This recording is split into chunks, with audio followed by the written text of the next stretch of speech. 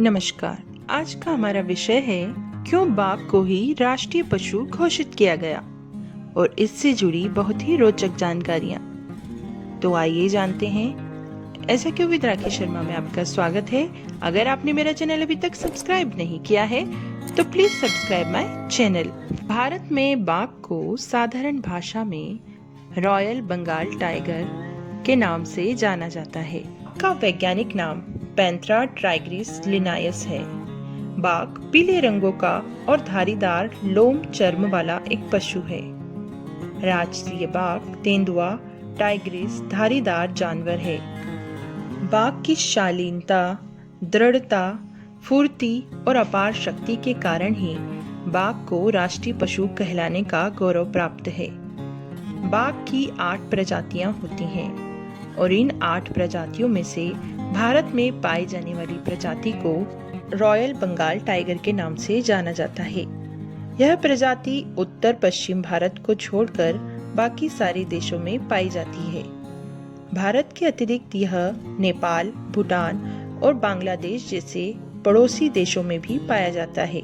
बाघ सामान्यतः 7 से 10 फीट लंबा होता है और इसका वजन 350 किलो से 550 किलोग्राम के करीब होता है। यह भारत के त्रिपुरा, पश्चिम बंगाल, असम और मध्य भारत के राज्यों में पाया जाने वाला जानवर है। बाघ के 4 दांत होते हैं जो बहुत ही ज्यादा मजबूत और नुकीले होते हैं, जिस वजह से इसको शिकार करने में बहुत ही आसानी होती है। इसके एक ही प्रहार से शिकार मरणशील हो जाता है। बाघ देखने में बहुत ही सुंदर होता है और इसके शरीर में सफेद और भूरी रंग की धारियां पाई जाती हैं। बाघ की विशेषता में उसकी गति और छलांग शामिल है। यह बहुत ही लंबी छलांग लगा सकते हैं। इनकी औसत गति 55 से 60 किलोमीटर प्रति घंटा होती है। बंगाल टाइगर की उत्पत्ति साइबेरिया में हुई। हालांकि ठंडे मौसम के कारण वे दक्षिण की तरफ चले गए। अब रॉयल बंगाल टाइगर की प्राकृतिक विरासत भारत है। भारतीय संस्कृति में बाघ का स्थान बहुत ऊंचा है। देवी दुर्गा का वाहन मानकर इनकी पूजा की जाती है। बाघ सिंधु घाटी सभ्यता की पद्धति पशुपति मोहर में भी चित्रित रहा है। हिंदू पौराणिक कथाओं और वैदिक युग में बाघों को शक्ति का प्रतीक माना गया है।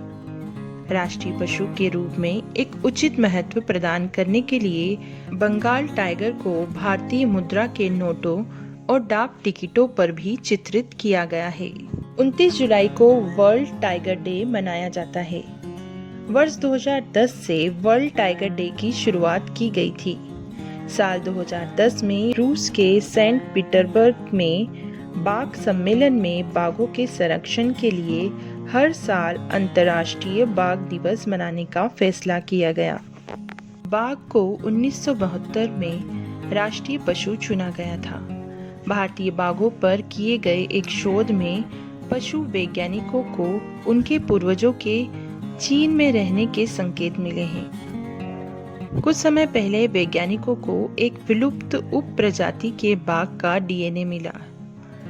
उसकी जांच से वैज्ञानिकों को पता चला कि भारत के राष्ट्रीय पशु बाघ के पूर्वज लगभग 10,000 साल पहले मध्य चीन से भारत आए थे।